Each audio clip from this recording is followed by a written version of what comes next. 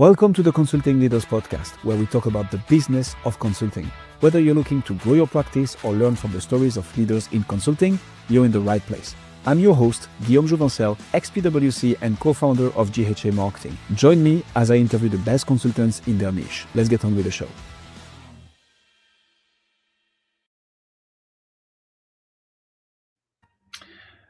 Maria, welcome to Consulting Leaders. Happy to have you. Thank you for having me. It's great to be here.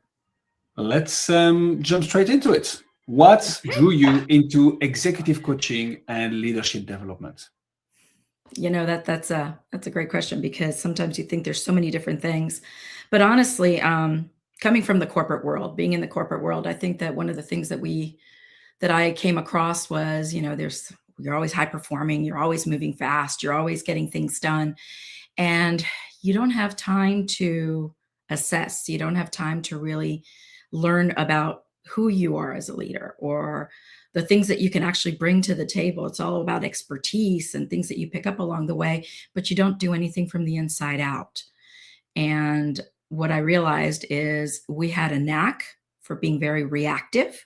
We reacted to whatever came our way, firefighting all the time, but we didn't take the time to respond in a different way, take ourselves into consideration, who we are as leaders, where we're headed, what we want to be, what we want people to say about us when we stop or when we move on to something else. And I thought that there was a big gap there. I thought that leaders needed to be looked at or understand themselves as being human too, because everything that they do affects more than just them.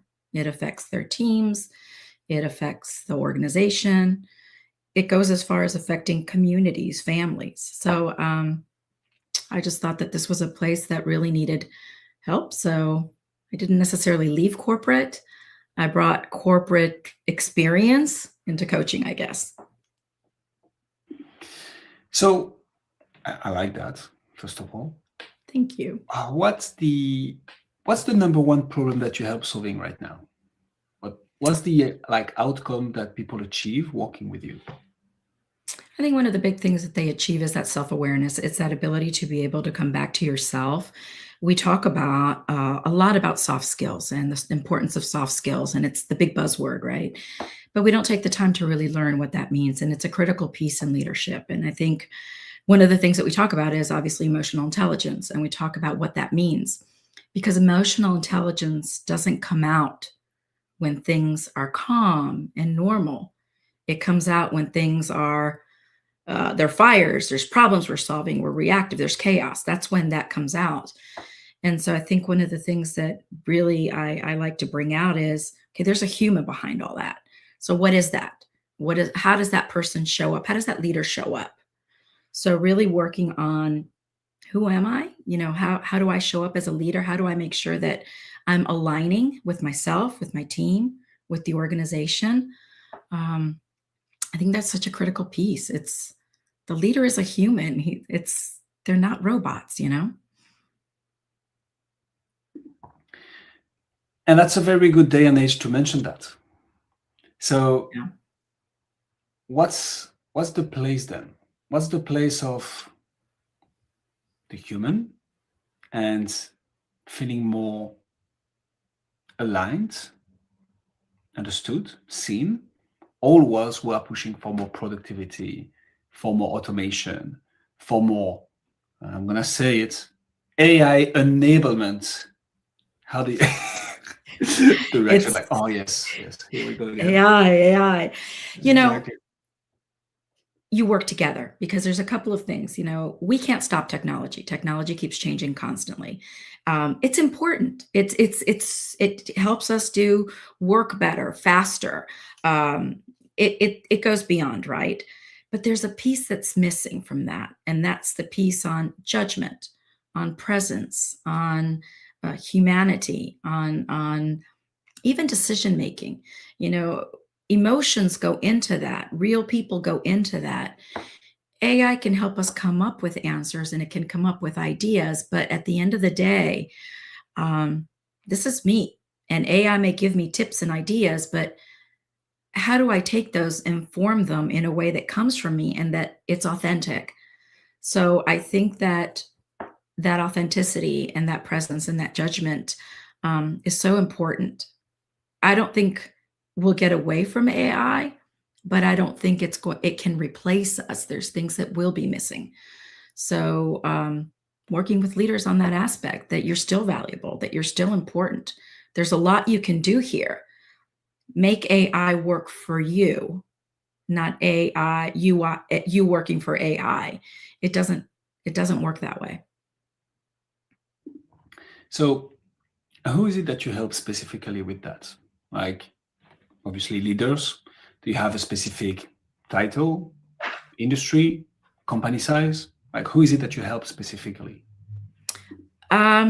When I'm coaching one-to-one, and really working with them, obviously I'm working with the executive, obviously I'm working with the person and themselves, looking at what's going on, looking at how we can change, but it doesn't stop there, because when I am working with that executive, I'm also working and making sure that the team is learning, that the organization is coming along. So you actually start working with the system in that organization, though, the whole thing.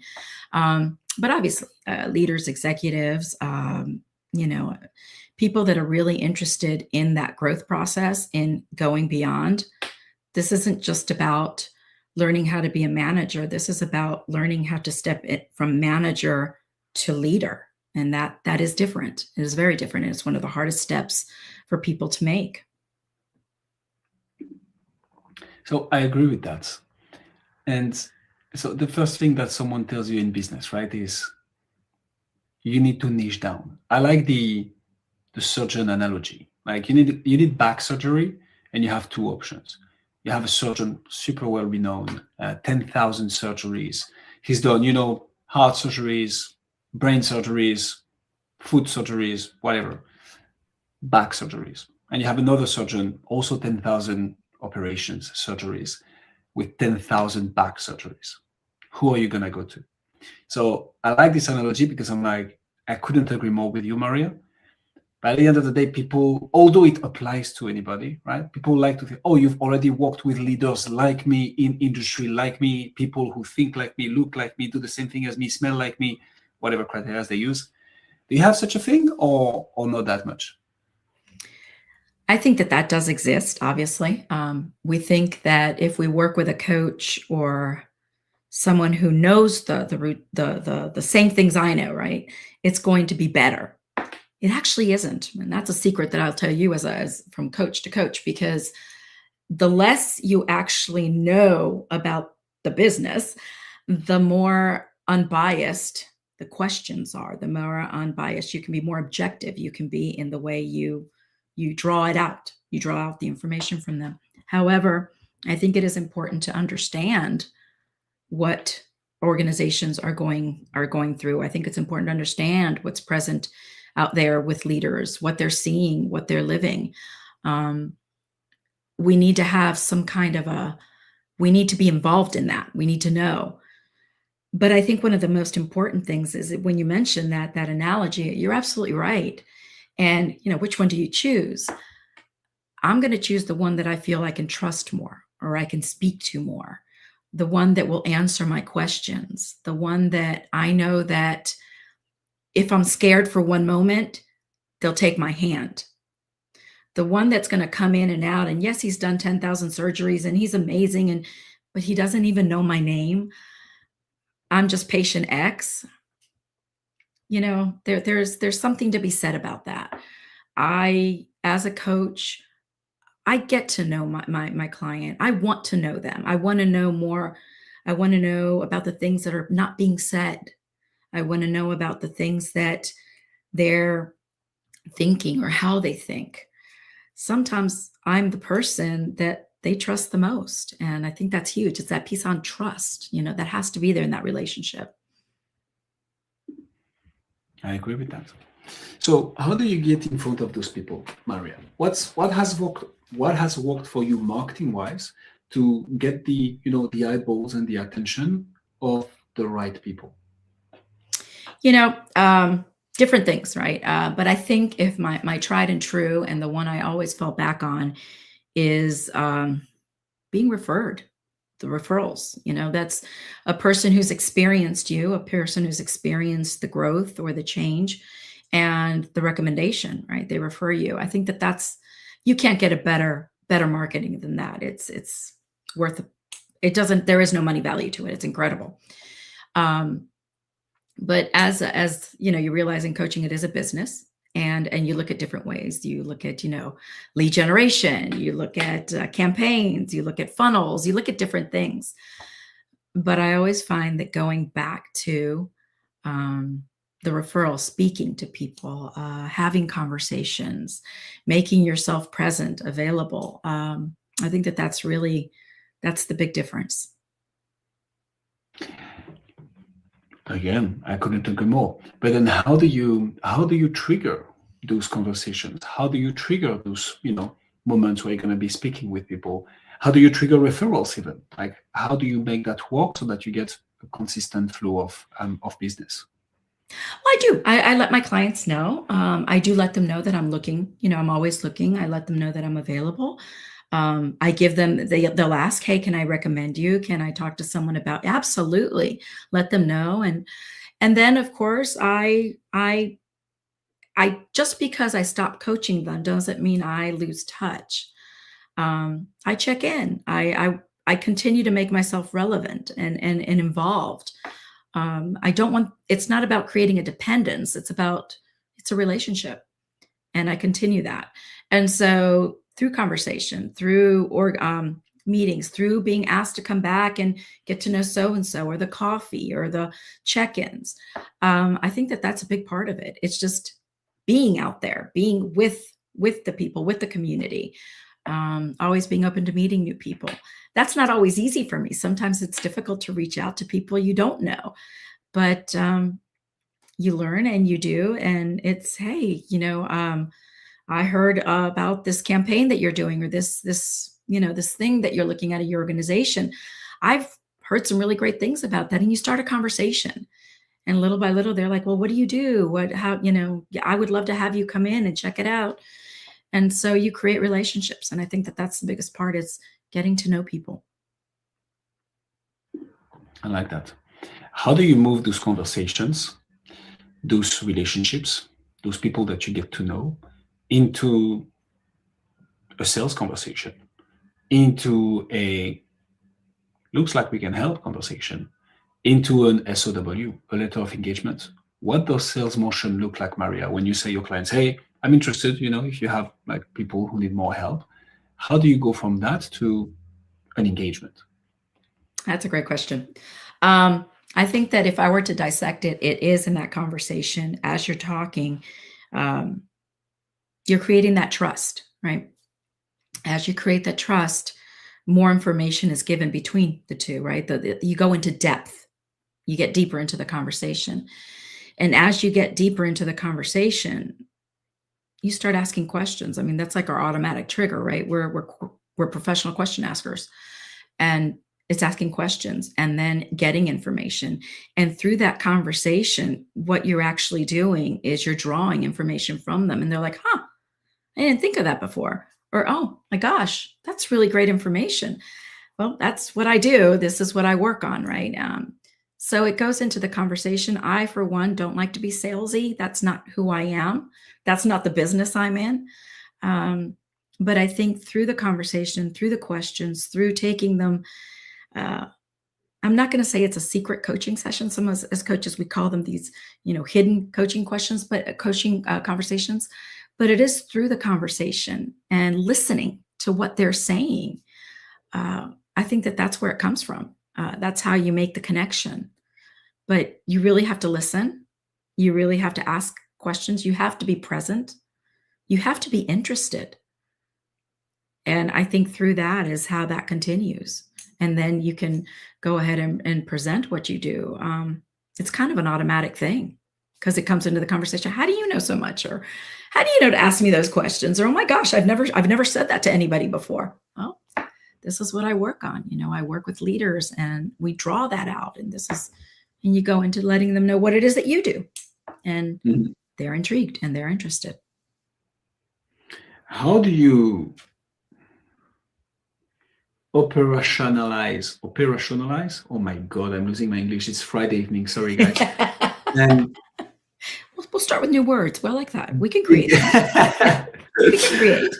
how do you show that you're interested at scale?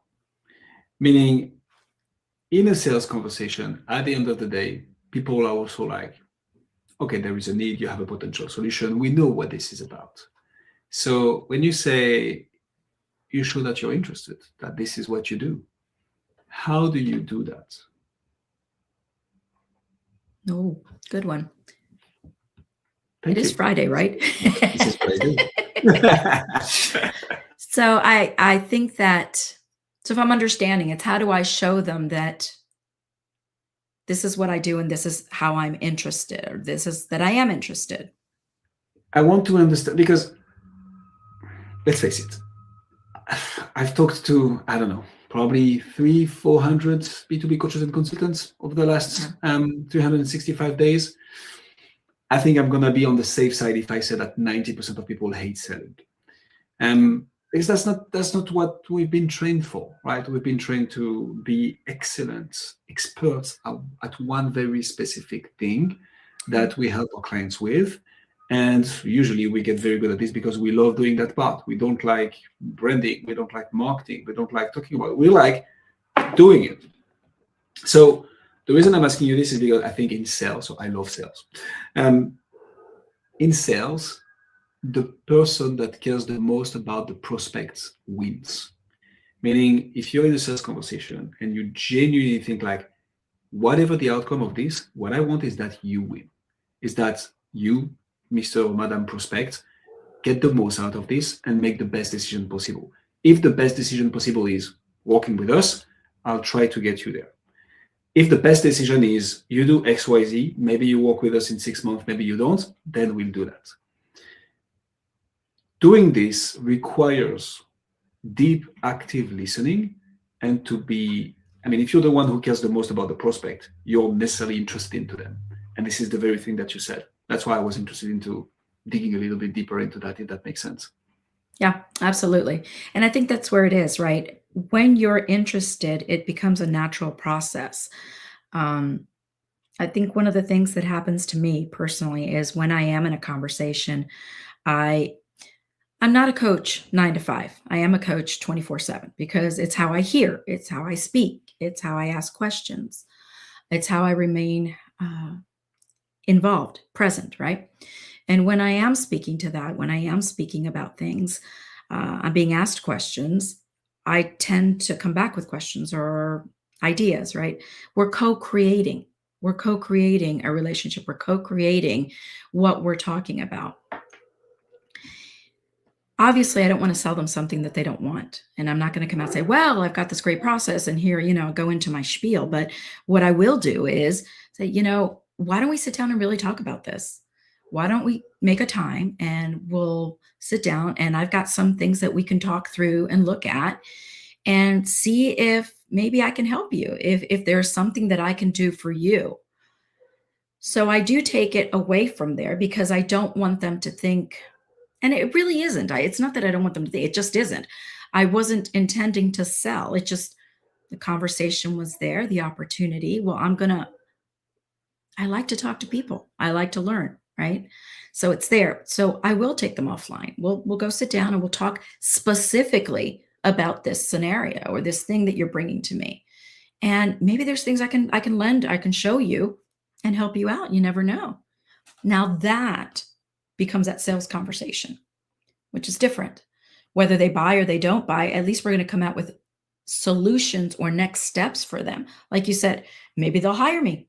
Maybe they'll hire me in 6 months. But what they do know is that I was interested. I cared enough, not only to have the conversation, but to take it offline too and really talk about it.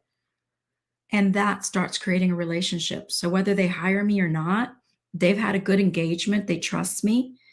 And most of the time, I'll either get a call back or I'll get a call that says, hey, I was speaking to so-and-so and they suggested I speak to you.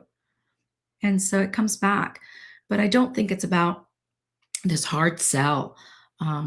I think it's about co-creating together and figuring out how we align and how I can help you. Amen to that. Yeah. How do you retain, Maria? So I love the philosophy. I think it's a good one. I have my thoughts on relying on referrals only, but that's for another podcast episode. But once there, how do you retain? How do you keep the clients engaged? How do you justify keep on charging them and keep on providing value to them? At the end of the day, B2B coaching and consulting businesses grow when they are also able to retain the clients that they acquire. How do you do that? A lot of the times it is, I'll start with one client. If it's just, I'm not coaching a team or I'm not coaching, I'm not facilitating, it's just coach one-on-one. A lot of the times that same client will either recommend me, or I've gone through the process of being, if I'm working within the organization and the organization hires me, you go through the process of being hired and coming into the organization. So now your name is out there. The idea is to serve them well and to serve them in a manner that they need. The success is not only done, they don't only feel it themselves, but they start seeing the difference in the teams and the way things are happening and the things that are reacting. So it becomes a story there, and people see and they know the difference. And so that person may come back. I don't want to create dependency in my clients because that is not it at all. That's not coaching. For me, it's about, they're going to keep coming back because new things are popping up. They know this now, and maybe they need to work through this situation, and they might contact me again. Hey, I need to work through this. I need, a couple of sessions. Let's do that. Or they'll recommend me to the next leader, or the organization will bring me in to another team that needs it. And so for me, a lot of it becomes, again, that relationship, that trust, and that continuously being with them and accompanying them through things. That's where it comes from, and that's where it stays relevant. So I think for me, when you ask me, how do I retain my clients? Well, once I'm in the organization, they get to know me. And I make that a point as well, right? I speak to the people in HR. I'll speak to other managers. It's getting to know them. And then you become one of the names that they call, or the person that they call on. If not to hire you, maybe something else they need, they'll call you for even a recommendation for something else. So you become a source for them. But I do believe in relationship building a lot. I think that's where it comes from. So I couldn't agree more. So I'm going to double down a bit on this because it is so important. I think every B2B coaches and consultants know that. And we have people in the community, in the masterminds, even among our old clients who are like, yeah, that's true, but phrasing it like this makes so much sense. In my experience, and also as a consultant at PwC, where it was like dealing with Fortune 10, B2B coaches and consultants need 4 things. They need authority, be considered as an expert, an SME, like that's number 1. Number 2, they need trust, which doesn't necessarily mean authority. It means, okay, this person is an expert and I trust that they can help me specifically. And I trust that person to work with me, work my team, defend them, sponsor them in front of the board, whatsoever procurement. They need visibility in front of the right people. And that's maybe the one thing that I think a lot of people get wrong when they get into content or when they start speaking and going at events. It's great to have numbers, better to have the right numbers. So authority, trust, visibility, and conversations with the right people, decision makers, stakeholders. And the consequence of all those are relationships. You build those relationships. Maybe they won't have a need right now, but now you're top of mind. If they're like, oh yeah, it's like, we need help on that. It's Maria. And it is that simple. And I think growing a B2B coaching and consulting practice is simply developing the tools and the ecosystem to build relationships at scale. We believe in podcasts to do that. Going to conferences does that. Creating a LinkedIn following and a community does that. There are multiple ways. But at the end of the day, people buy from people, and they will need to have a relationship with you to buy from you. A bit of a curveball for you, Maria. What's your number 1 challenge? What's the one nut that you're trying to crack, that once you crack, you're going to take the whole business to the next level in 2026, what would that be for you? I think when I think about that is how do you scale for impact without losing the depth that we do? You know, the depth of the conversation, the depth of the business that we're in. How do you not lose that? You know, how do you maintain a way that you continue being relevant and up close, in person, right? Presence. You know, sometimes I think to myself, well, you know, thought leadership. Yeah, I could start my own podcast, right? Or I could go into all this campaign funneling, and I could, you know, evergreen programs. I mean, I could come up with a lot of things, but at the end of the day, am I a coach or am I a content developer? I'm a coach, and that's where I want to be. So I rely on that relationship. I rely on that possibility of meeting new people. I rely on continuing to grow that way through referrals. Of course, it's not the only way we do things. You know, I've got my website, I've got social media, but for me, that's about building community.